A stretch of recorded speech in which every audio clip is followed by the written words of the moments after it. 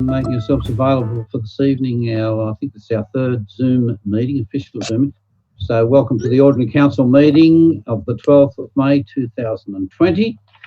And I'll call the meeting to order and declare it open. Just a couple of little reminders that this meeting is being live streamed and recorded. Be patient. Electronic meetings are difficult and they're quite different to face-to-face meetings, as we all know. You will be invited to speak by the meeting coordinator, which will be myself, and try not to speak over others because it ricochets all over the place. It sounds horrible and people can't understand what you're saying. 1.1, I'll call for any apologies for absence. Mr. Mayor, there are no apologies. Full complement. Thank you very much. This council meeting has been live streamed and recorded. By speaking at the council meeting, you agree to be live streamed and recorded. Please ensure that if and when you speak at this council meeting, that you ensure you're respectful to others and use appropriate language at all times. Orange City Council accepts no liability for any defamatory or offensive remarks or gestures made during the course of this council meeting. A recording will be made for administrative purposes. I would like to acknowledge the Wiradjuri people who are the traditional custodians of the land.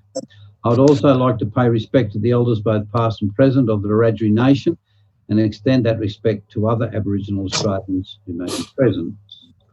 Does any councillor wish to declare any conflicts of interest in any matter for consideration at the council meeting? Yes, Mr. Mayor, Councillor Morado, I'd like to declare an interest non-significant in regards to item 5.2, the budget. As councils would be aware, I'm the current president of the Orange District Football Association, and I note that $250,000 is allocated for works at Jack Brabham. Mr. Wardell? Sir? We were discussing this afternoon. Is there a need to declare an issue? We're just discussing the budget as a whole paper to go out for public display, for consultation, I should say. Is there any need really for a declaration? Mr. Mayor, I think it's good that Councillor Meadows made that declaration. What we decided was that the budget as a whole needs to go on exhibition. So that is an item within the budget. If we don't discuss that specific item, then you can vote. If it comes down to a debate over that particular component of the budget, then you declare an interest and leave the room. Similarly, I've had a couple of questions about Orange 360. Mr. Mayor, Councillor McRae, and myself, we're on the O360 board. If it comes down to specific debate, we need to step away. If it's just budget as a whole for exhibition, we can proceed. Thank you. Okay, thank you very much. Is that okay, Councillor Melito? Yes, thank you for clarifying. Thank you. Our open forum this evening, we have 3 speakers, and the lot are in relation to the development in number 1, Hampton Avenue. And I'll ask our first speaker, Mr. Andrew Glastonbury. Thank you, Andrew. You're on mute, I think. Thank you, Mr. Mayor. Yep. And to councillors and council staff for the opportunity to talk to development application 417 regarding 1 Hampton Avenue. My wife and I are owners of 2 Hampton Avenue, which is immediately opposite the proposed development. And we were the recipients of the 2017 Orange Cultural Heritage Award for restoration of a residential heritage building for 2 Hampton Avenue. We feel strongly about the conservation and retention of our heritage in our local region, and we don't believe that this proposed plan for growth and development is respectful of that heritage. Our grounds for objection have been detailed in submissions to council, including the raising of a number of issues and a number of questions regarding the proposed development, which we've yet to receive a response from council. The grounds for objection include that Hampton Avenue is a heritage conservation area and a 3-storey residential flat building is not in keeping with the context of the adjoining properties of Hampton Avenue, which is a single-storey streetscape. The proposed 3-storey residential flat building is significantly higher and not in keeping with the adjoining properties in Hampton Avenue, Lord's Place and Byng Street. At more than 11 metres, it would dominate not only the street, but it would be amongst the tallest buildings in the CBD and would stand 3 metres above the redeveloped Carrington Hotel building and would be much taller than council chambers. The proposal, we believe, would detract from the current streetscape, would dominate the surrounding single-storey buildings and is inappropriate for this particular location. Page 15 of attachment 1 of the Planning and Environment Committee papers before you this evening outlines particular aims of the Orange LEP of 2011, of which item F is to recognise and manage the valued environmental heritage, landscape and scenic features of Orange. This development fails to meet that. Page 18 of the attachment of the Planning and Environment Committee papers refers to Council's Heritage Advisor, who considers the proposal to be uncharacteristic of the heritage conservation area and streetscape, in particular in relation to the height and the form of the second floor. The Orange Development Control Plan 2004 infill guidelines, as contained on page 20 of your attachments, defines the infill development as a new building in an established and valued historic context, and that good infill is a building that is sympathetic to the surrounding buildings and historic context and creates new structures that enhance and complete the existing character. Again, this is not the case with this proposed development. None of the 6 infill design objectives have been met in any way by this proposal. The infill guidelines indicate that the building should not be substantially smaller or larger than the general height and proportion of the buildings in the street. The proposed development is substantially larger in both height and proportion to the existing buildings in the street. The significant car parking area created on lot 301 detracts from the character and sense of continuity for this heritage precinct and is now proposed to become a feature of the new development. The statement of environmental effects indicates that a floor space ratio of 0.75 to 1 is required, yet the proposed floor space ratio appears to be well in excess of this requirement when considering the gross floor area combined for each of the proposed stories. The question was asked of Council if they could please verify that floor space ratio calculation, taking into consideration the multiple floors proposed. LEP 8.1 Orange CBD has a requirement for consideration of facade treatment consistent with heritage traditions of Orange. The proposed building is of such a scale and style that it is inconsistent with the surrounding buildings and heritage traditions of the immediate area. I respectfully suggest to Council that this DA is detrimental to the Hampton Avenue Heritage Conservation Precinct. It doesn't comply with Council infill guidelines and it doesn't fully meet LEP requirements and shouldn't be approved in its current form. I appreciate your consideration of this matter and the issues raised and look forward to a favourable response. Thank you for your time. Thanks, Mr. Glastonbury. Our next speaker is Sally Sutherland from Source Architects. Thank you, Sally. Thank you. Good evening and thank you for the opportunity to speak tonight to Council. So my name is Sally Sutherland and I'm a director of a local architecture studio called Source Architects. I'm here to speak to you about the development before you tonight of 1A Hampton Avenue.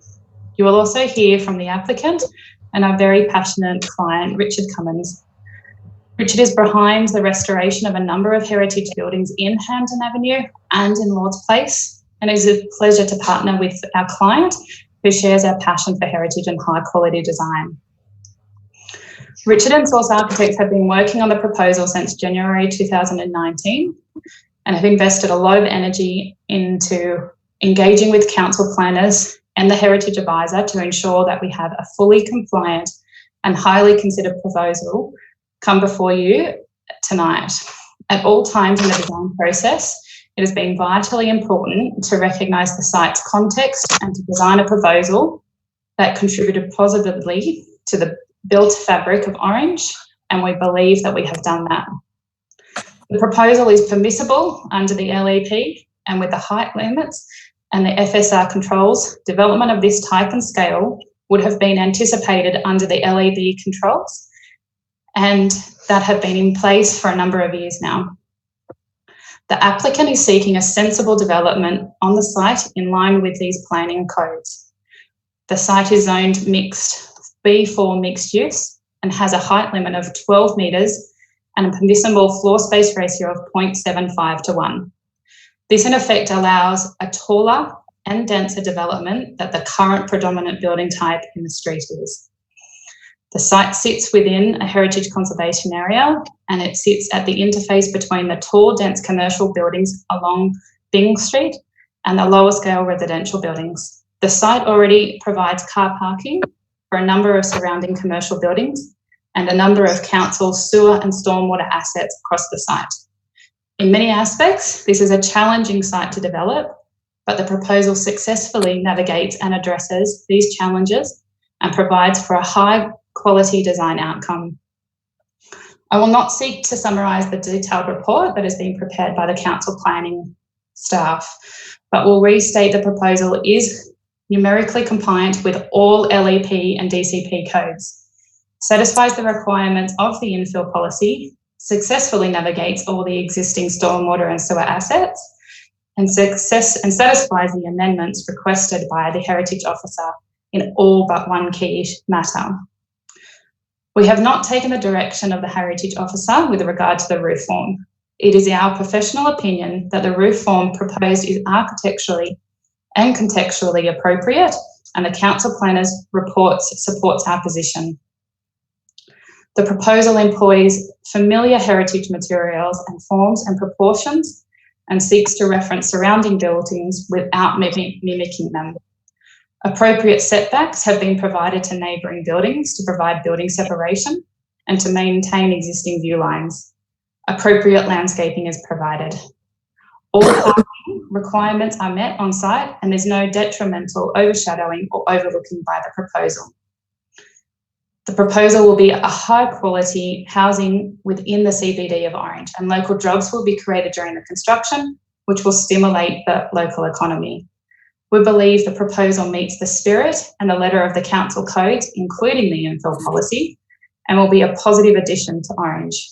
As such, we seek your support for the proposal this evening, and we would like to pass on our appreciation to the council staff who have worked with us and to the councillors for taking the time to examine the consideration of our development.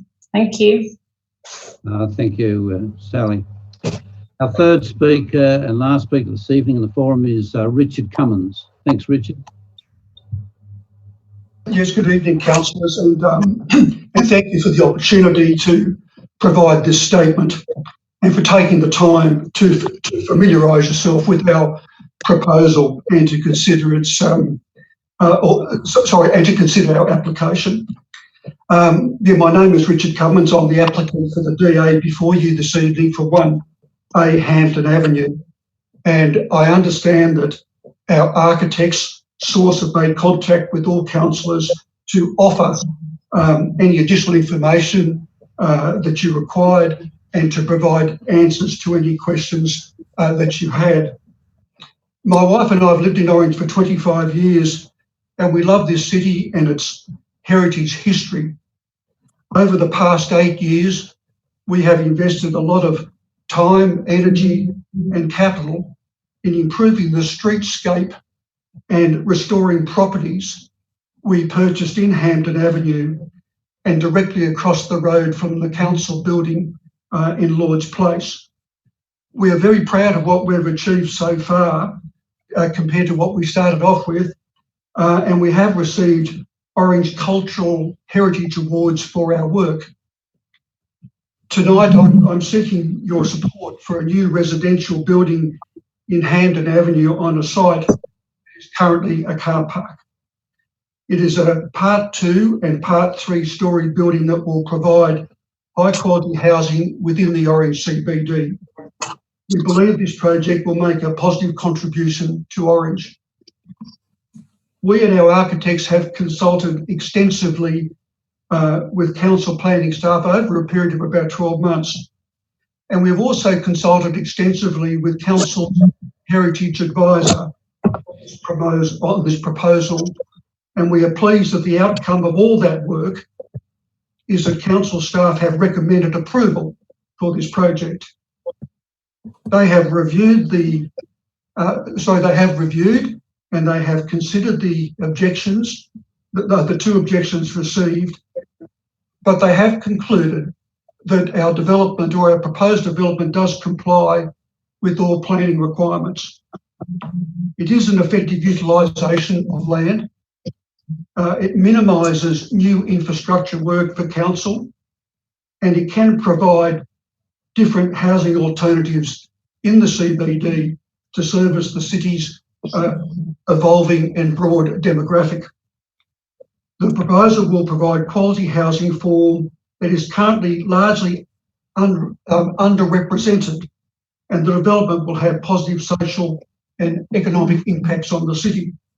And this is acknowledged by the council planning staff in their report. The feedback from the advertisement in the Central Western Daily was also very positive in this regard. Now, we are conscious that the proposed residential building is taller in a street that is predominantly single level houses.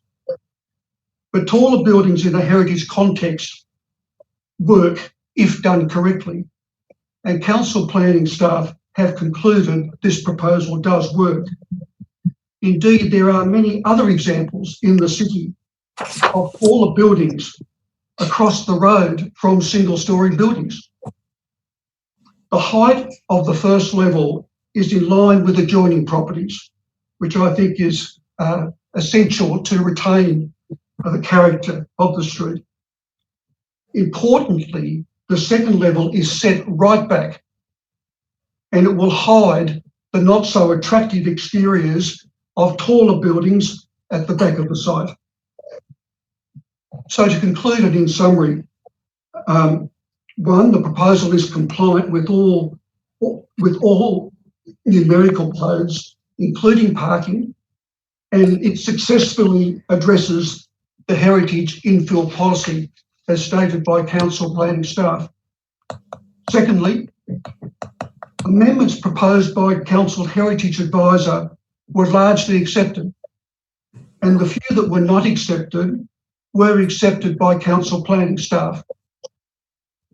Thirdly, the proposal was advertised in accordance with policy, and out of 38,000 people in Orange, only 2 public submissions objecting to the proposal were received from one household in Hampden Avenue. There were no other objections from residents in Hampden Avenue. Council planning staff have considered the public submissions, they have addressed them in the report, and concluded the proposed development be approved.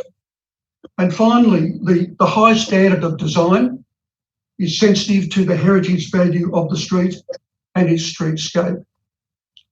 The proposal achieves all these things and is compliant with council codes. I seek your support for our proposal. Thank you. Thank you, Mr. Cummins. That concludes the open forum, councillors. Now,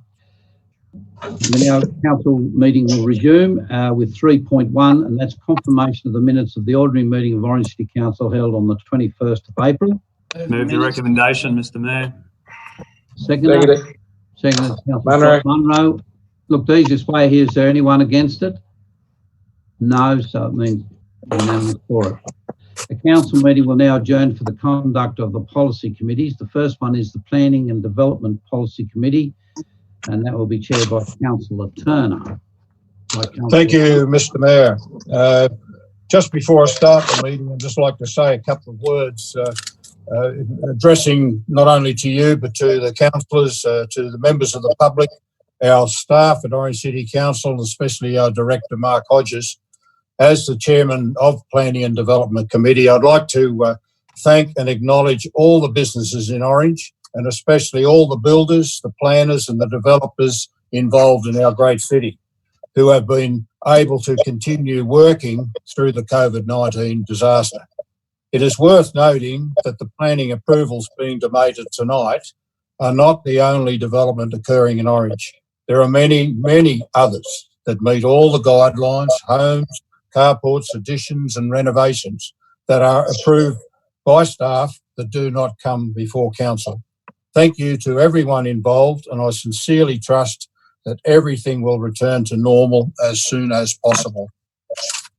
Mr. Mayor, opening the meeting, there's been no declaration of conflict of interest. So 2.1, items approved under the delegated authority of council. Could I get someone? Recommendation. Move, Councillor Nugent. Seconded. Second that, Councillor Councillor Whitten. Is there any discussion? There being no discussion, I'll move. It's been moved. All those in favour, raise your hands. Against, carried. 2.2, development application 1 Hampton Avenue. Do I have moved by? Have a mover. Seconded. Monroe. It's been moved and seconded. Any discussion? Councillor Mileto. Thank you, Councillor Turner. Look, I've had a look at the DA and I'm satisfied that the local and state planning controls that apply to the subject land and its particular use are in accordance with all the relevant heads of legitimate concern, and that any impact that this building may have on adjoining landowners does not apply.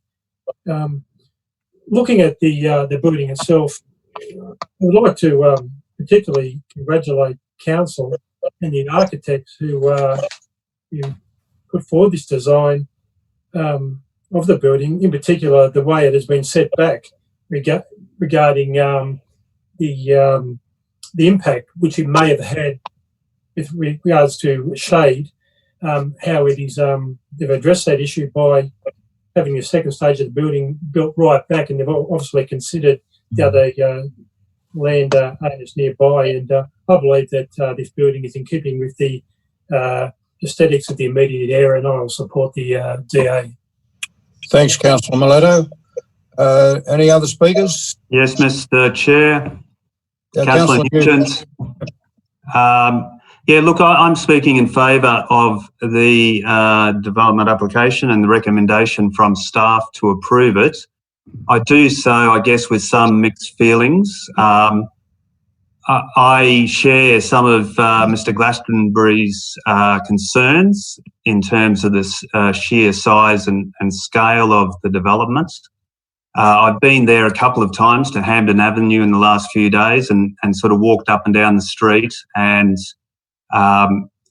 it will sort of dominate that space quite dramatically, I think.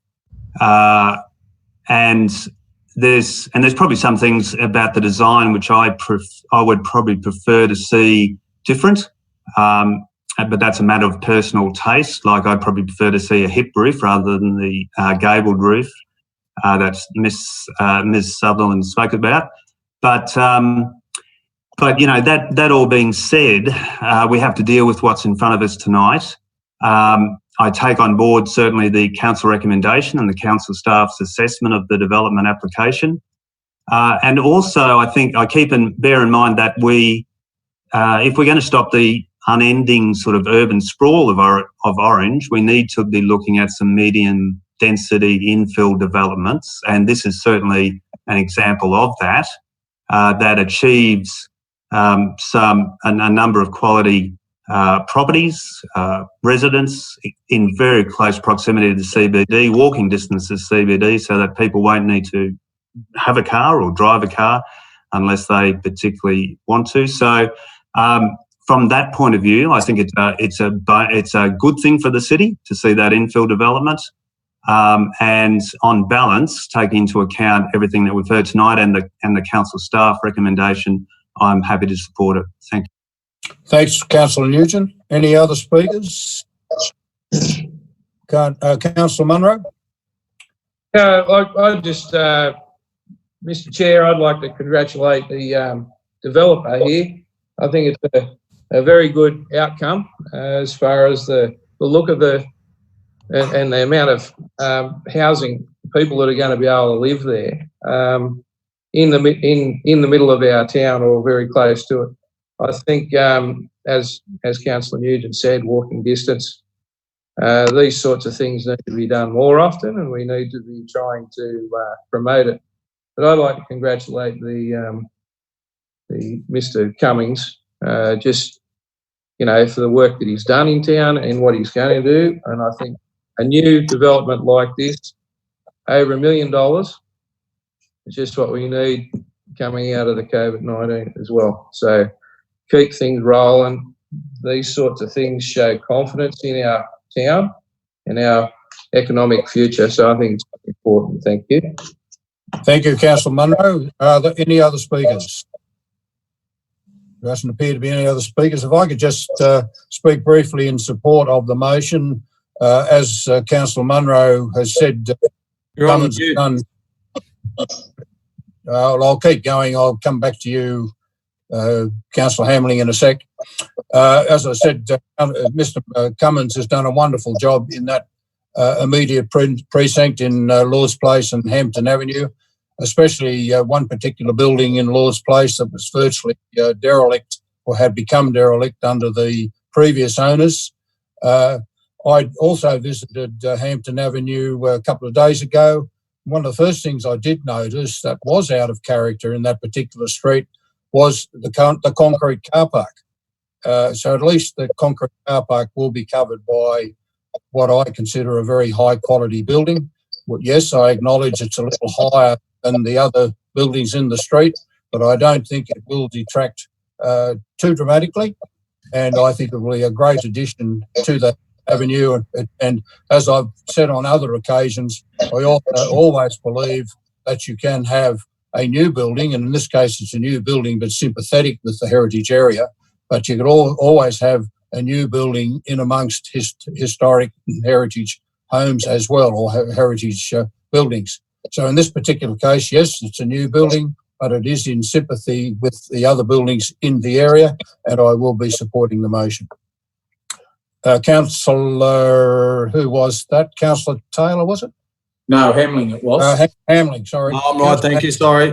I think it was Councillor Duffy. Councillor Duffy. Yeah, thanks, Mr. Chair. I'm in agreement with what everyone else has said. But one of the issues that is addressed in this DA is the stormwater issues, which hasn't been there before. So in such a way. So I agree with all the parking issues. I agree with all the in keeping with the height. The blonde brick was a bit of a worry to me when we look at the Canton restaurant up the road.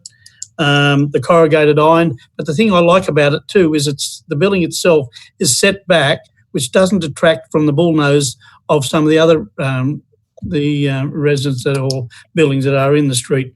And I'm just going to support it. I'll move the motion. Thank you, Councillor Duffy. I'll move the motion be put, Councillor Turner. Seconded. Seconded by Councillor Hamling. All those in favour? Aye. I think that's unanimous. So I will put the motion. All those in favour of the motion, raise your hands. Any objections? The decision is unanimous. Thank you very much. We'll move to the next item, which is 2.3 Development Application 21 March Street. I'll move the recommendation. Move Councillor Kidd, seconded by Munro. Councillor Munro. Any discussion? Councillor Romano, are you commenting? No. No, you're just looking pretty. Right, okay. No discussion. I'll move the motion on 2.3. All those in favour? Any objections? Unanimous again. The motion is passed. Move to 2.4, Development Application 30 Moonstone Drive. Do we have someone to move? Moved by Munro. Moved by Munro. Councillor Munro and seconded by Councillor Well- Presbytera. Councillor Presbytera. Presbytera, any discussion? There is no discussion. I will move the motion. All those in favour? Aye. Any against? Again, unanimous. The motion has passed. Item 2.5. Happy to move it, Mr. Chair. Carwilla Drive, Councillor Duffy, seconded by Munro. Councillor Munro. Munro. Any discussion? There being no discussion, I will move the motion. All those in favour? Aye. Against? Carried. That completes the Planning and Development Committee meeting. I will Thanks, call on Councillor. Councillor Miletto to conduct the Employment Economic Development Committee. Yeah, thank you, Councillor Turner. Time being 7:32, I'll declare the Employment and Economic Development Policy Committee now open. We've indicated previously with regards to conflicts of interest, etc. Are there any? I'm assuming there are none. The recommendations in front of us. Can I have somebody move the recommendation? Moved by Nugent, Councillor Nugent. Thank you, Councillor Nugent. Seconded by Councillor Munro. All in favour? Aye. Anybody against? Aye. Carried. Is there any discussion with regards to that item? Yes, Councillor Miletto, if I may, Mr. Chair. I just wanted to acknowledge there's mention of the RDA Central West and the addressing the or doing presentation to the. Rising, haven't we voted on this already? We've voted Yeah. the recommendation, but I've asked, is there any discussion in addition to the... It's a matter arising. I just wanted to acknowledge the good work that Regional Development Australia Central West has been doing in terms of their webinars, their free webinar series on supporting local businesses in terms of social media and website design. They've got one coming up on Ask the Accountants, and they've also been doing the Coffee With series, which I believe, Mr. Mayor, you participated in one of those recently as well. So they've been keeping active and doing some good work during the COVID-19 crisis, and I just want to acknowledge that as a matter arising. Thank you, Councillor Nugent. I just have a matter arising from that. Just wondering whether the relevant director can provide an update regarding the current status of project regarding the Huntley Road, whether council ever made any grant applications with regards to Huntley Road. I know we have spoken about it previously, and it has been discussed in those economic development minutes. Would one of the directors care to comment on whether there has been an application made for any grant funding for Huntley Road? Yeah, certainly, Tony, through Councillor Miletto, through the maintenance grants were nominated by the state government. There was an application put in for a number of roads. I believe Huntley Road was one of those. Thank you. Any other matters arising?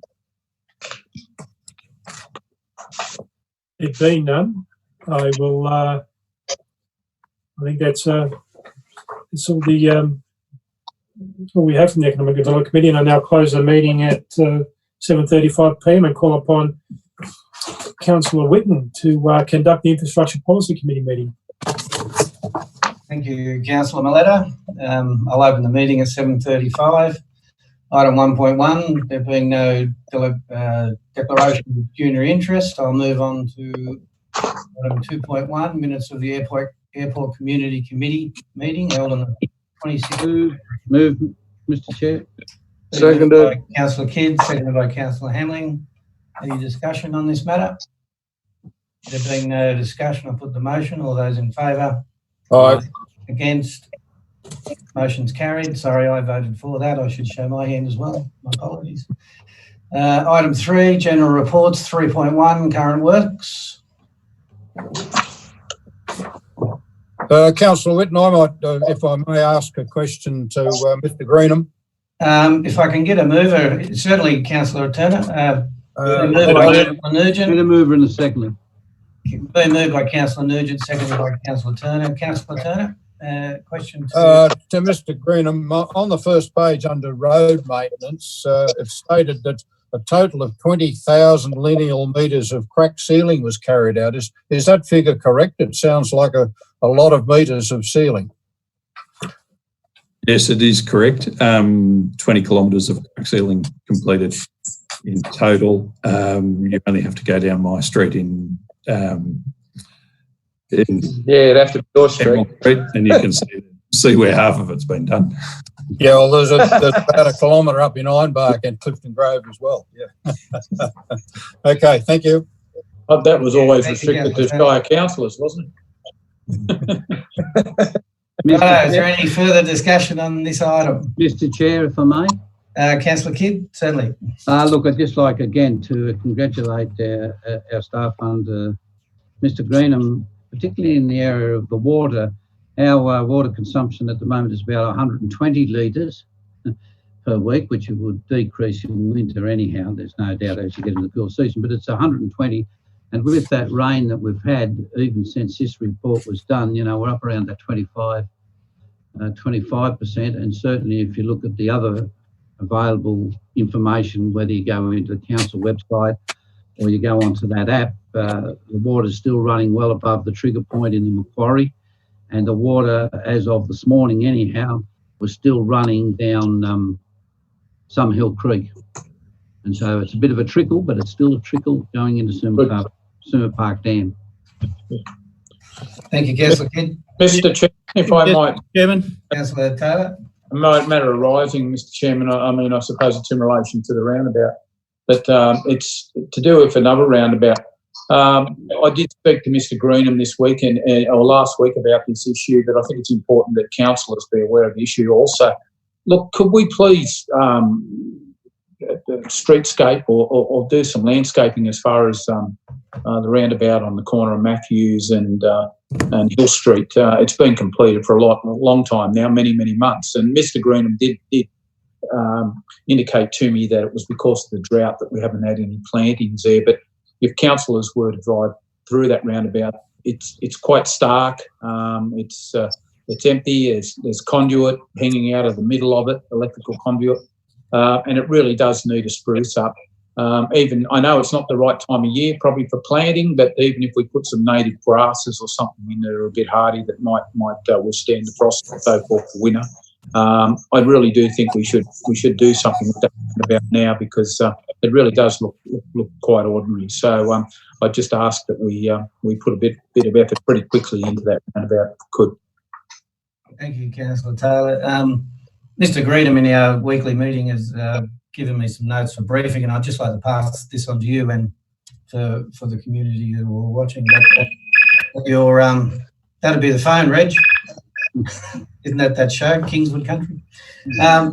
They're going to get straight onto it, Councillor Taylor. They're just waiting now for the lighting to be done. Central Energy are putting those new lights in, so they're going to get that done, and then they're going to do that. Yeah, obviously that's for the conduit in the middle. And the only reason I raised it, Mr. Greenham did explain it all to me, but the reason I raised it was that if councillors did notice it or they got complaints from people, because a number of people have complained to me about it, so all councillors are clear on what's happening.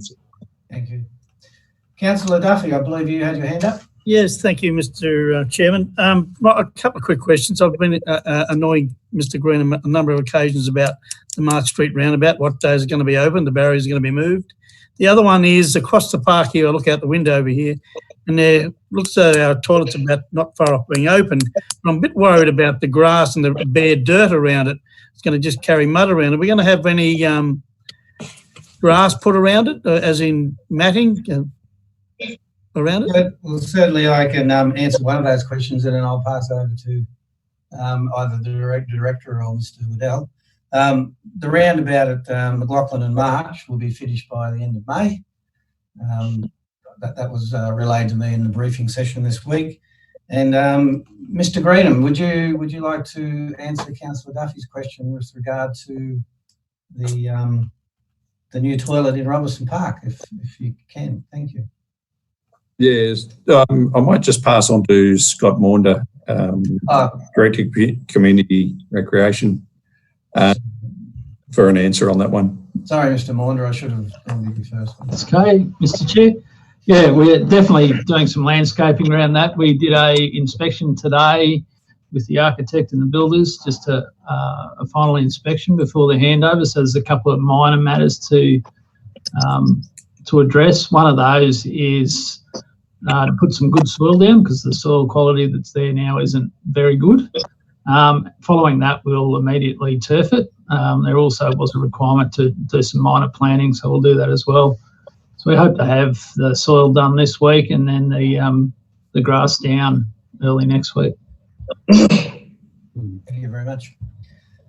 Any further questions for Councillor Romano? I believe you had your hand up. I did. With the new toilet, Robinson Park, I can't remember, but was there a urinal involved in that? Was it in the men's section, or is it just two unisex toilets?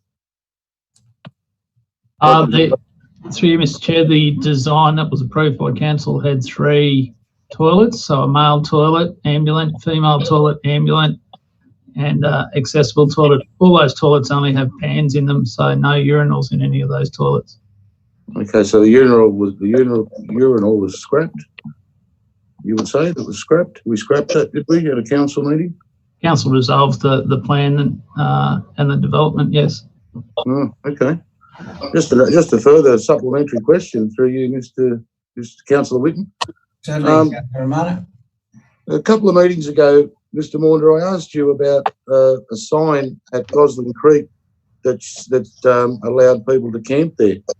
Now I've been told there's no sign there. Are they right in telling you that? There's no sign there at all. Is that correct? Oh, through you, Mr. Chair, I'm sorry, I don't recall a question regarding a sign. I don't recall that, but there isn't a sign there saying there's camping permitted, no? No, I recall asking the same question a couple of meetings ago, and I recall your answer, and you said there was a sign in place and there's also potable water. There was always potable water there anyway. So I just wanted a clarification on the sign. So there's no sign. Through Mr. Chair, that's correct. There's no sign. The potable water was only just installed as part of this project.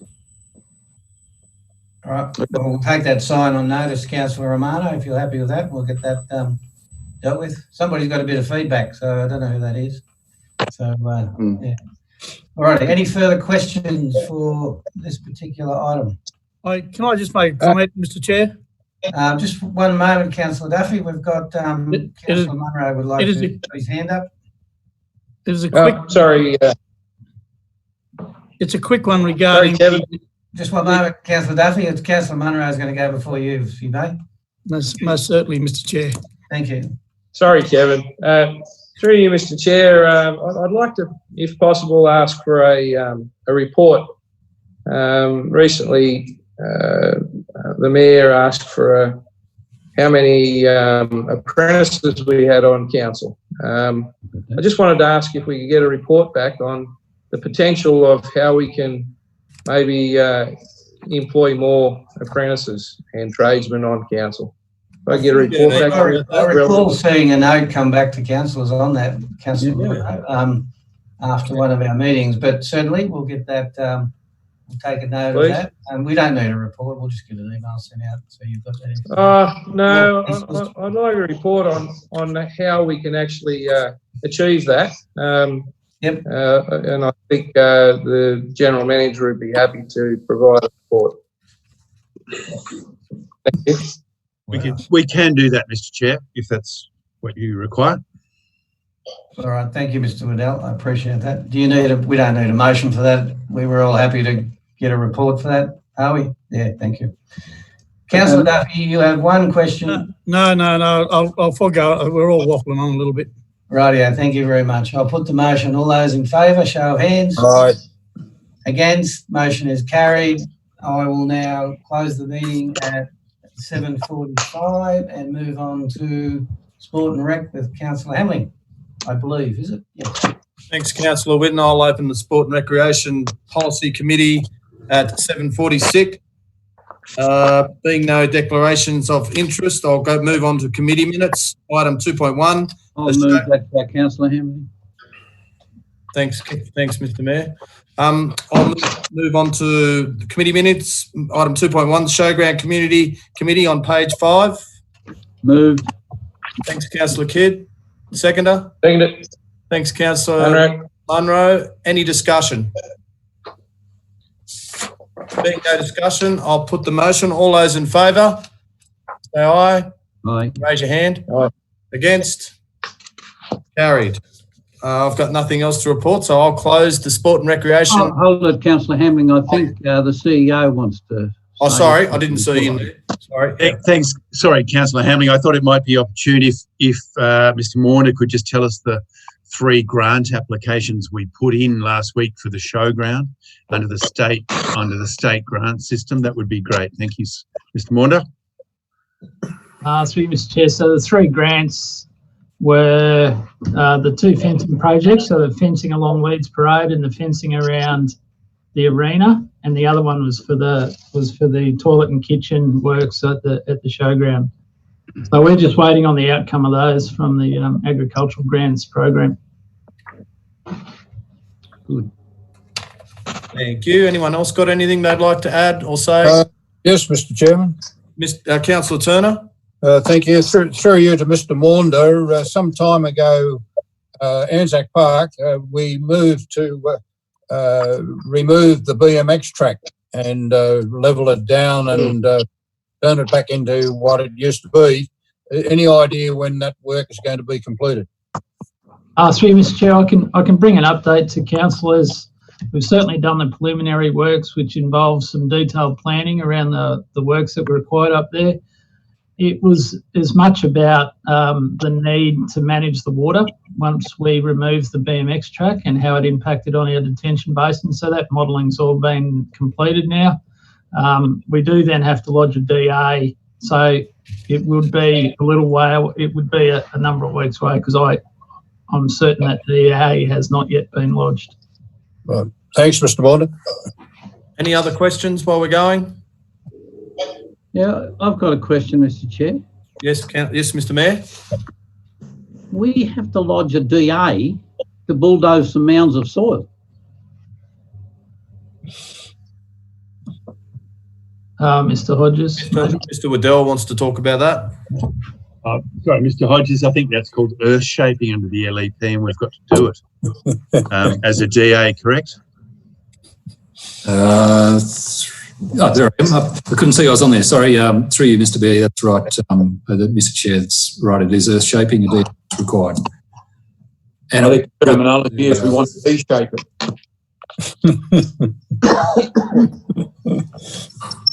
Mr. Mayor, anything? I'm stunned. I thought you were. Here. The general rule there would be if you need a DA to build it, you would need a DA to demolish the development. Just Mr. Chairman. Councillor Duffy. Yeah, thank you, Mr. Chairman. Can we just have a dot point process of what we've got to go through with that process of getting rid of those lumps of dirt up there? Given to us? I don't care if they come by email or how, but can we just be given the detail of the process, what we've got to go through?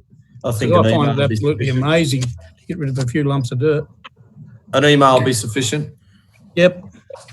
We wouldn't have to cart it away, would we? I mean, we'd utilise it on site, wouldn't we? Surely.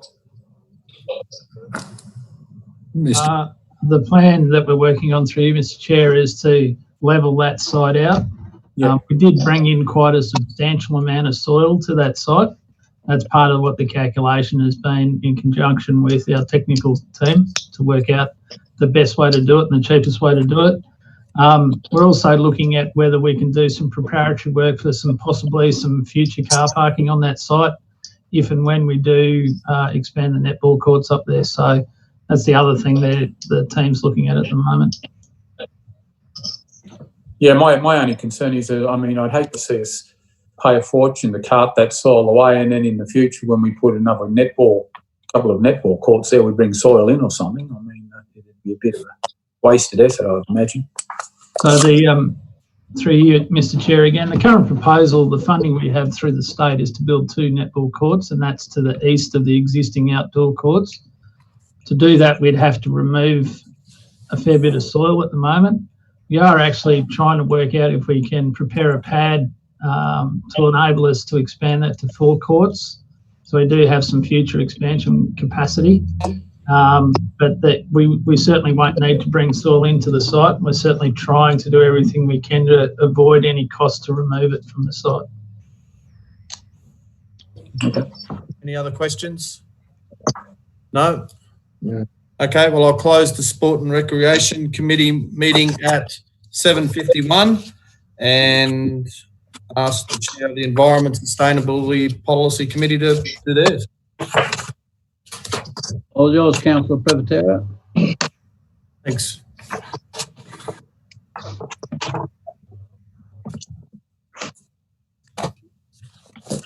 I open the Environmental Sustainability Committee at 9:50.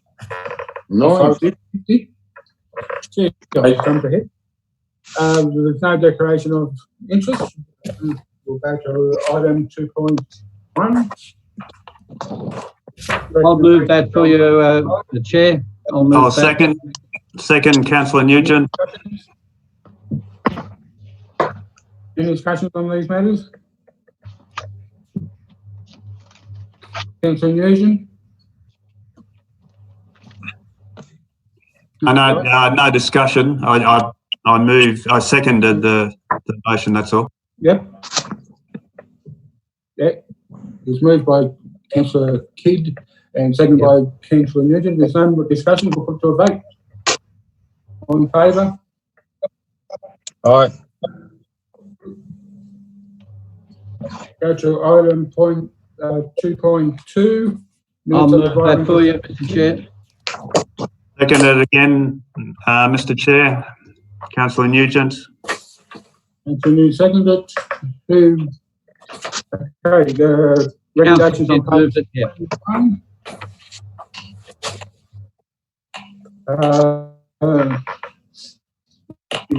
Any discussions on the minutes of the Environmental Sustainability Committee? If there's no discussions, I'll put in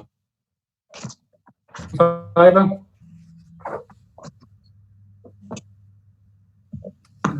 Okay, we'll go to item.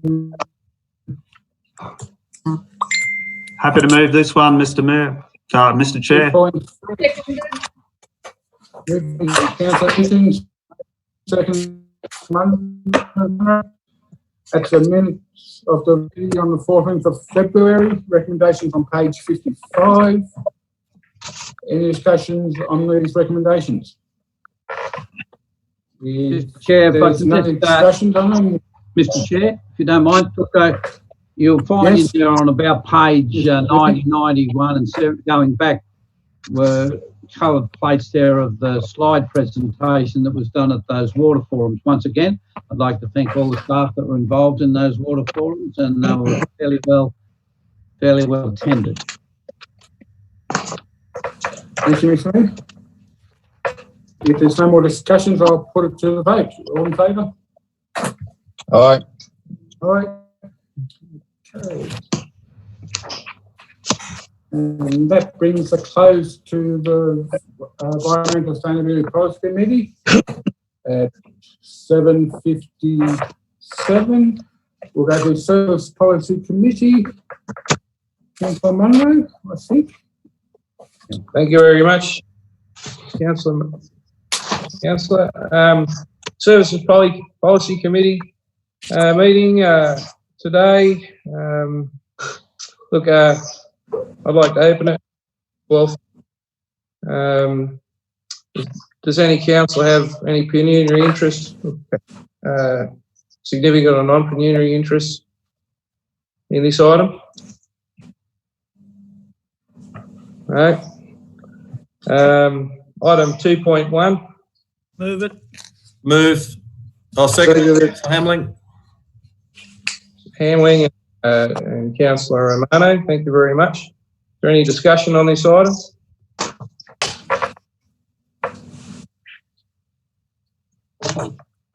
No? Just a question, if I may, of the CEO. Have we got an official letter back yet about the Parent Responsibility Act? That's a very good point. You'll recall, Mr. Mayor, you and I were there just before the COVID thing broke out. So I will follow that up. There's no reason they can't send letters. May I suggest, if they haven't responded to us, that I'll respond to them. Yep. Take that on tomorrow morning. Thank you. Okay. Through you, Mr. Chair. Sorry, through you, Mr. Chair. I know we haven't received a response. We've been following it up since your meeting, Mr. Mayor. So to date, they still haven't approved that application. And we've been following it up on a weekly basis with the state. If I may, Mr. Chair, can you remind me tomorrow? We'll make a phone call, we'll send an email, because I think after tomorrow, they're not sitting and they're not there for the next 2 or 3 months. No. I'll be quite upset where we've sort of virtually been told, the CEO and I, when we're down there, that it'll be right. And if it's only requiring a signature, I'll ride a bike down there and put it in front of them to sign it if they so wish. I'd like to see that. Might take a while. Right, mostly downhill. Okay, I'll put the motion. We haven't put the motion yet. 4, unanimous. Thank you very much, councillors. Item 2.2, minutes of the Ageing and Access Committee meeting. Move it. Moved by Second, Councillor Nugent. Thank you, Nugent. Thank you very much. Councillor Munro, I've got a question. Under the recommendations, yes, recommendation 1, that doesn't make sense to me. Council acknowledges the reports presented to the Ageing. Oh, no, sorry, where is it? Sorry. 3.1, in brackets, item 1, that Orange City Council investigate the development of a missed business brochure. What's it mean? What is it? I don't know. You might not ask. I think is there a word missing there, or? Chairman. I'll make a comment there, Mr. Chairman. The business brochure is to acknowledge places where people with disabilities can go and have easy access to business houses and those type of things as well, to be included in a business brochure that I believe the council have. Yeah, but it still don't make sense to anyone else out there that Orange City Council investigate the development of a missed business brochure, or should it be that Orange City Council investigate the development of a business brochure? Yeah, which is inclusive of accessibility for people with disabilities. Well, with councillor's permission, I'd like staff to reword that. Can I comment on that, Mr. Chair? Certainly can. My understanding is a missed business brochure relates to, well, I thought it related to the missed business that might occur because people with disabilities can't access certain businesses.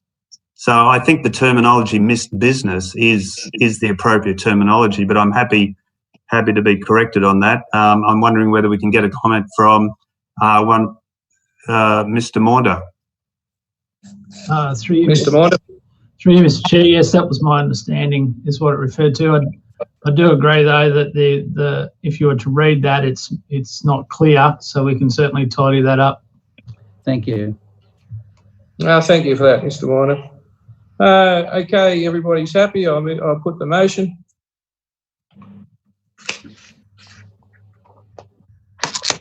All for. Thank you very much, councillors. Unanimous. Okay, 2.3. Minutes of the Spring Hill Committee meeting, 11th of March. Move it. Seconded. Moved Mr. Duff, Councillor Duffy, and seconded Councillor McRae. Just Thank you very much. Any just a question, Mr. Chair. Just a minor. Sorry, just a minor point. I'm not quite sure whether I'm correct here. Perhaps Councillor McRae might be able to assist me, but my recollection of the meeting is that Councillor Munro wasn't in attendance at that meeting, and perhaps the minutes should be corrected to reflect that. Yeah, that's true, wasn't he? It's only a minor point, but just for a matter of accuracy, perhaps that could be corrected. Yep. Thank you for bringing that up. Any other discussion or anything else? Mr. Nugent, Councillor Nugent. Sorry, Mr. Chair.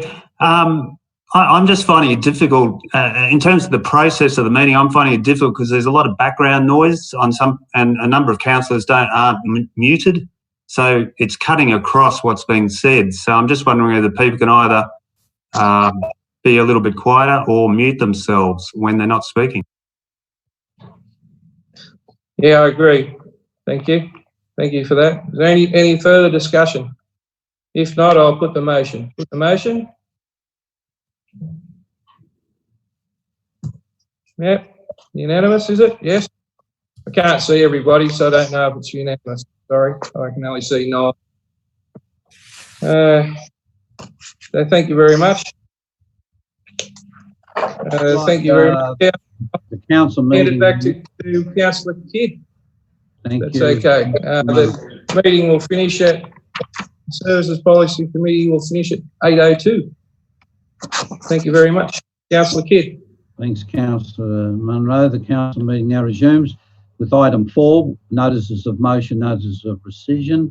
4.1 is a notice of motion, policy guidelines for procurement. I'll move the motion, Mr. Mayor. I'll second that, Mr. Mayor. They moved Councillor Whitten, seconded Councillor Hamling. Thank you, Mr. Mayor, and thank you, councillors. The motion speaks for itself, but I will read it out for those who are watching online. That council write to the New South Wales Premier and Minister for Local Government to request that the policy guidelines for procurement be relaxed to allow Orange City Council to award, where appropriate, all works to local suppliers. And there's a bit of a background behind that. So I won't go on, Mr. Mayor. I think the councillors are aware of what the motion is about. Thank you very much, councillors. Thanks, Councillor Whitten. I'll go call for a show of hands. I'm quite sure everyone's gonna. I just got a couple of questions, if that's okay. You can, Councillor Maletta, sorry. Well, Councillor Maletta. I certainly support the motion, but I'm just wondering to the person who made the motion, Councillor Whitten, the recent local government purchasing policy appears to cover the majority of this. I'm just wondering how this motion is going to enhance that. I appreciate the intent of the motion, but I guess my question is, how does this motion value add to what is already in existence, that being the recent local purchasing policy, which already offers, in my understanding, is a 5% discount for local suppliers. And I guess the reason I ask that question is what I'm curious to know. I've been approached by a couple of people involved in the hospitality industry, in particular the local moteliers and restaurateurs who rely on tradesmen coming to Orange who tender for these type of jobs. Whilst I fully support local contractors in this space, I'm just wondering what type of message that's going to send to the community or to the ratepayers. And I guess a previous example that I'm referring to is regards to the Robinson Park toilets, where we saw some ridiculous quotes come in for people tendering from those, and some of those and some other of our projects have been from local businessmen. So I'm just wondering, what I'm mindful of is, yes, whilst I certainly encourage local tenders and to be awarded where possible, I'm just mindful of the fact that we're not going to get an influx of tenders or quotes which are exaggerated because they think that they're going to perhaps have a, look to be seen to be in a more positive light. And again, so some of the long-term councillors would be aware of, in the past, how we've received some quotes regarding, tenders for minor jobs which appear, and I stress the word appear, to be inflated to some extent, because there's that much work going on. They will quote over and above because they can. I'm just mindful of the fact that it is ratepayers' money and that we need to be responsible in our approach. So whilst I certainly support local businessmen getting those tenders, I'm also mindful of the fact that it won't be taken for granted or abused by having inflated tenders, etc.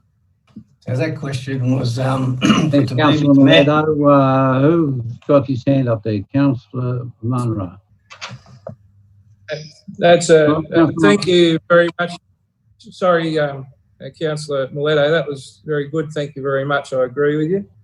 I know that the General Manager and staff are working very hard to put things in place to be able to, so that we can actually employ some people and do some more positive reinforcement of that ourselves. If in time, I would like to think that Orange Council will be able to take up that slack and be able to do the works themselves in time. And I'm sure that the General Manager and staff are working on that. Councillor Nugent. Look, I certainly applaud the intent of the motion and happy to support it. I do note it's a letter that we're sending, making the request, and obviously there's some detail that will need to be fleshed out should the Minister respond positively. I do share Councillor Miletto's concerns about the potential for any competitive tendering processes arising. But I have a question just in terms of what local means. Are we just talking about businesses in the Orange City Council LGA? Are we talking about Blaney and Molong or Bathurst? I know a lot of people come from other areas to work in Orange. A lot of people go from Orange to work in other areas. Are we talking the Central West? So maybe that's something we need to sort of think about and discuss what we actually mean by local at some point. I think at a certain point, if this gets up and goes to the Minister, I mean, the operational side of it will have to be discussed further. I agree with that. Any other comment or questions? Did you have your hand up, Councillor Taylor? Okay. Go on mute, mate. Councillor Hamling. Yeah, Mr. Mayor, I totally agree with this. I think as a council, we should be looking at what national companies do we look at? Do we go through that we could probably go local? That's my main. I understand that the tenders for building and all that sort of thing, but I think if we are using national companies, say to book airfares or book accommodation or whatever, I can't see why we can't use local ones. So that's why I'm very keen on this one. Look, just to close the debate, I won't close the debate, Councillor Whitten will. Look, no, I support this. I don't think it hurts at all for us to write off to the Minister. The Minister and Government has indicated on several occasions they want to help and try and get some of the your own local council areas moving. On the procurement side, well, yeah, we did. The procurement figures have been decided upon by council. Now, when I first came on council, they were quite different to what they were, and then they just disappeared. I remember I brought forward that motion quite a long time ago, about 2008, and then it's come forward since, and it's been looked at again. I don't think it matters, even if it was looked at yearly. And that was a good example of Councillor Hamling's, because I've had this discussion on several occasions with a couple of government departments in Orange, and travel is a very, very interesting one. They book it through whoever, some agency in Sydney or whatever, and I've noticed the airfares are about $200 more than I could get them for locally. That's just a simple example. Just a simple example. So I don't think it hurts to look at. But look, everything is put, the processes are very, very transparent. Our staff have a matrix that they go through when they're looking at all of these things with any of the, with any sort of tenders or with any work. And I'm quite sure that we can put in all the right checks and balances around what we're allowed to do. Councillor Whitten, you're closing the debate. Thank you, Mr. Mayor. Yeah, so look, this is all about common sense approach. Like if anybody puts in pricing that's ridiculous, then our staff will throw it in file 13 where it belongs. So, you know, anybody who's run businesses and companies knows that this is a common approach. Governments at the moment are encouraging all councils and other organisations to do exactly these types of stimulus programs in their own communities. The governments, both federal and state, are working very hard to give or to put money out into the community, into the right places. It's about us as councillors taking some control over that with the right practices in place, and even if we have to put in another a committee that is made up of community members to oversee how we approach this. You know, these things are all not new. Commercially, it's how it's done in big construction tenders and approaches. So I think it's a win-win for Orange. It gives us the ability to keep as much money and jobs in our community. And by and large, it will flow all around the community and benefit the whole of the community. And of course, I regard local as regional New South Wales. So certainly the villages and Cabon, and you know, like I say, we've got to use common sense here, and I'm sure our staff, or I know our staff, will treat it with the importance that it deserves and the balance that it deserves. Thank you, Mr. Mayor. Thanks, Councillor Whitten. All in favour, show of hands, please. Anyone against? No. Thank you very, very much. We move on to item 5, which are general reports. And the first one there is 5.1 is the election of a chairperson for the Finance Policy Committee. I'd like to nominate Councillor Whitten, Mr. Mayor. Who was that? Who was that? Councillor Duffy. Yep. Move Councillor Duffy. Do we have a seconder? Councillor Romano. Is that right? Yeah, Councillor Romano.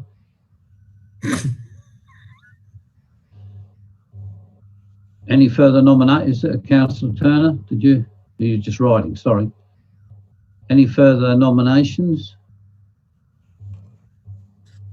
Being no further nominations, I elect Councillor Jeffrey Whitten as the chairperson of Finance Policy Committee. Thank you very much for that. Thank you, Mr. Mayor. Mr. Mayor, may I say something? Is it appropriate? You got 3 seconds. Thank you. I think it's appropriate that as the infrastructure chair that I should duly step down from that role. I don't think it's appropriate that I chair 2 committees.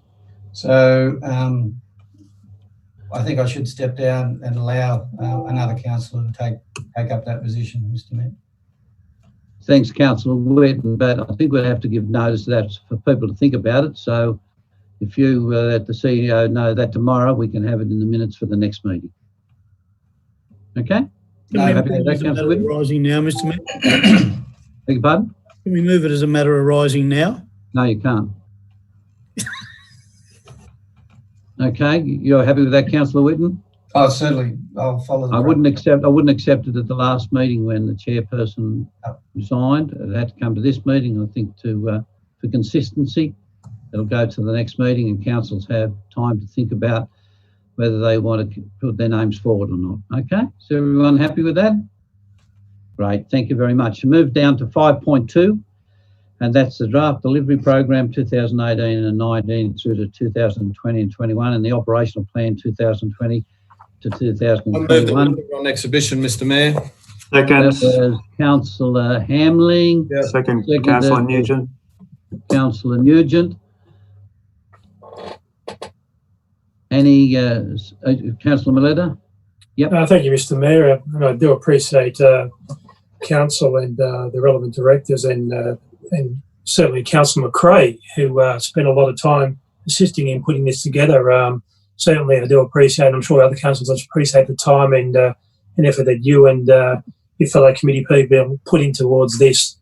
Mr. Mayor, I would just a couple of things when I looked at this. I just like to flag my intention, and one is an increase in the funding for smaller villages. I see that there's an amount of approximately $20,000 in there per village, and last year it was $25,000. I would like, it'll probably come up during the exhibition period, but I'm just flagging my intention at the moment to gauge councillors' support in increasing that from $25,000 to $40,000 per small village. I say that due to the fact that there's been enthusiastic progress by the committees that I've been involved in, being Spring Hill and Lucknow, and those committees have made some, valuable contribution to projects in those committees, and I'm aware that they are looking forward to continuing those projects over the next 12 months. And for them to do that, I think there needs to be a consideration for a small increase. And although we only give $25,000 per year to each of those small villages, that goes a long way to helping them, fund some of those projects which they're most passionate about. So I'd like to see that increase to $40,000. And just as a matter of arising, being a former police officer myself, I've been approached by several emergency service personnel, being police and ambulance, and they've raised their concerns with regards to the lack of numbering in footpaths, on the gutters relating to buildings, and what's occurring in some cases that they're having trouble identifying the houses. So I'm wondering whether there's an opportunity to put a little bit of money aside, or at least consider a partnership with a non-for-profit organisation such as Wangaring to paint new numbers on some of those gutters to identify the houses that are located on those streets. Because certainly when you're in an emergency situation and those emergency vehicles have trouble identifying the house, it may assist them to carry out their duties as such. Thanks, Councillor Maletta. The second one first. I'll ask the director tomorrow. I'll be meeting with Mr. Greenham and that tomorrow to look in that and have a discussion with the police about the numbering. I think that's quite important. And it was a fair while ago that, it'd be 12, 14 odd years ago. Councillor Taylor would probably remember, might even be longer than that, Councillor Taylor. Remember that came up about the street number? It had to be down on the footpath. So we'll certainly follow that one up.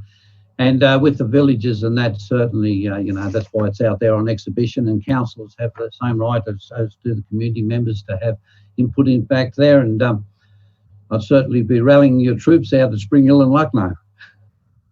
Thank you, Mr. Mayor. Councillor Turner. You're muted, Councillor Turner.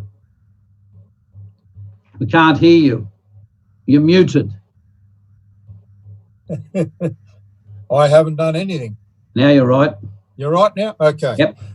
Regarding the street numbering, that's all very well in town where you've got curb and guttering, but Spring Hill and Clifton Grove, etc. A number of years ago, I don't know what the program was, but we all had in blue lettering numbers put on the fence close to the front gate, etc., etc. That was all, that worked very well. So you might include that tomorrow in your discussion for where there's no curb and guttering, what the alternatives might be. That's that reflective blue. Yeah. Thanks for that. Works very well. Thanks for that. Who else? Someone else had their hand up there. Councillor Duffy. Yes, thank you, Mr. Mayor. Listen, I'd just like to congratulate the council for having this stop, look and listen process that we went through. And we've been given a list of a lot of the things that have been added there. But one of the things that I do admire about the budget is that we put it on exhibition and we've given the people some options as regards to the bulky waste collection. I think that's good. But the glaring omission, as far as I'm concerned, and it's an absolute glaring omission, if the press are listening, the bats in Robertson Park, there's not a cent there to get rid of them out of that park. It's been done in other council areas that moved on and got them out of the middle of the town, and we'll finish up ruining that park as they have done in other places. And I fully support Alan Jones and his comments about going to the ministers, federal and state, to get rid of the Endangered Species Act against them. And I hope the orchards have a field day this year with them. Oh, thank you very much, Councillor Duffy. Councillor Taylor. Yeah, just a quick comment, Mr Mayor. Look, I think the process of delaying the budget that the Minister gave us that option for us was paid off significantly, particularly with an issue that you've been involved with and both of us have pushed hard for, is the increase in footpaths. I mean, there'll be more money spent on footpaths in this budget than in the history of Orange. And I think that's something that's a bonus for the community. People are always talking about that particular issue.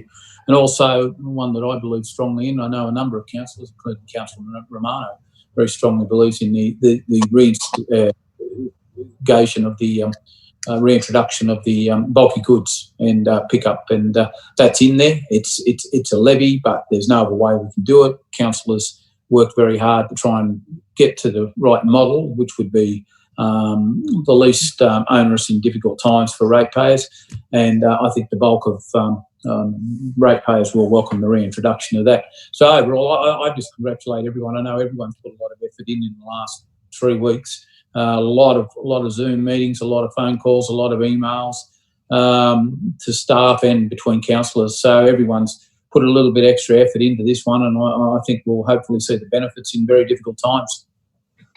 Thanks, Councillor. Councillor Whitten. Thank you, Mr Mayor. Look, I'm just reiterating what some of the councillors have said. I'd just like to thank Mr Waddell and his team and Mr Cook for actually putting in some explanatory notes in there for any of the, and we encourage all of the community to look at the budget when it's on when it's out for submissions.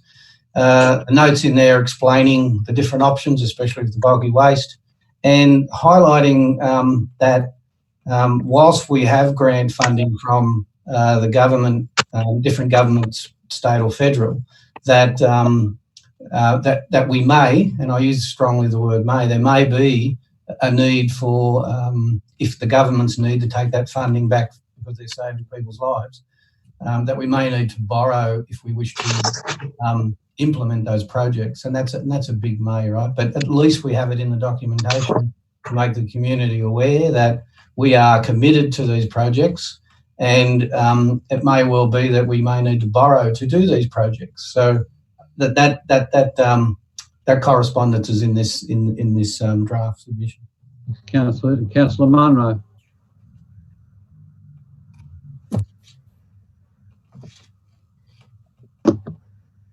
You're muted. You can't hear you, Councillor Munro. You've got to unmute yourself. Can you hear me now? Yep. Can you hear me? Yes.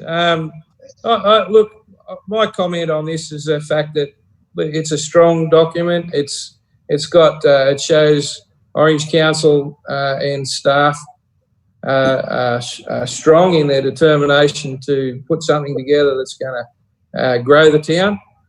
The things that are going to come forth in the next 12 months, 2 years, I think for Orange are going to be significant with all the infrastructure that's going to be built, and I really think it's a good outcome for Orange, and I think that people will take heart in our confidence, and people that want to invest in Orange, build in Orange, and do business in Orange will also see our confidence in growth and where we're going in the future.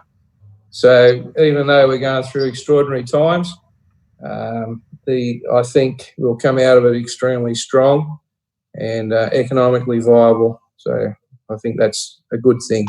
Thanks, Councillor Munro. Councillor Hamling. Yeah, Mr Mayor, just quickly, I want to echo Councillor Whitten's comments. If we go on last year's budget, in that 28-day exhibition period, we ended up building a new playground at Wentworth Estate, and also we're $100,000 worth of soccer shelters. So this is not in concrete. The public, the ratepayers, can comment on it. and things can be changed. But we are listening, and hopefully at the end of the 28 days, we have a good, robust debate and get it all finalised. Yeah. If I may just make one comment with the CEO, on page 19 of the document, second paragraph, I know it is mentioned elsewhere, but I wouldn't mind seeing include that should state or federal funding not be secured, which I'm quite sure some of it will be. I think there should be a sentence in there too that we may be considering selling some of excess council properties. I'll second that, Reg. Councillor Reg Kidd. I think it's just flagging it in there because we are looking at some properties access to our needs and so forth. We may be looking, and that would generate income that we can put back into community projects. So would that be okay, Mr. Wardell?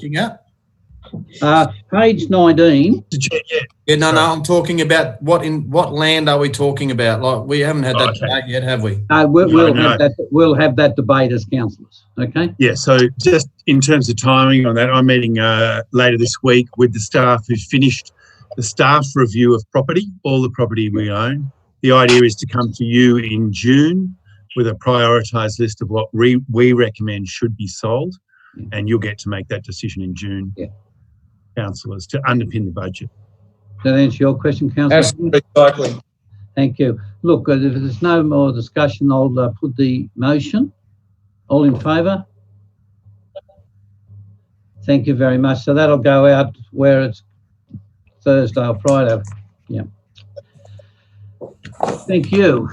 We now move into closed, and the Chief Executive Officer will advise the Council if any written submissions have been received relating to any item advertised for consideration by a closed meeting of Orange City Council. Mr Mayor, we have no such submissions, and you will now read why we're going into closed, I believe. I will. I have to read this. In accordance with the Local Government Act of 1993 and the Local Government General Regulation 2005, in the opinion of the Chief Executive, as he has just said, the following businesses of a kind as referred in section 10A, bracket 2 of the Act, and should be dealt with in a confidential session of the Council meeting closed to press and the public. And the items to be considered in closed are 6.1, request for financial assistance, Orange Uniting Church, and 6.2, land acquisition. The reason for confidentiality, the item is classified confidential under the provisions of section 10A, 2, brackets D, brackets I, commercial information of a confidential nature that would, if disclosed, prejudice the commercial position of the person who supplied it. Just wait a few moments to make sure that the live streaming is off, and when we get the thumbs up or the